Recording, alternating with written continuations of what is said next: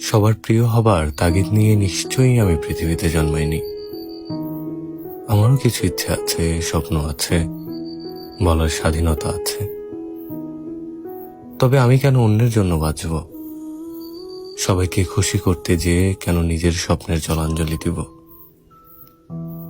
হ্যাঁ, আমি বাঁচব আমার নিজের জন্য, আমাকে ভালোবেসে আগলে রাখা মানুষগুলোর জন্য, যারা শুধু মুখে নয়, তাদের ব্যবহারে আমায় আপন অনুভব করায়, তাদের জন্য।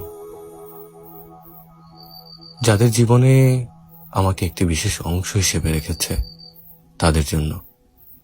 যাদের কাছে আমি কোনো অপশন নই, বরং ফার্স্ট প্রায়োরিটি, তাদের জন্য।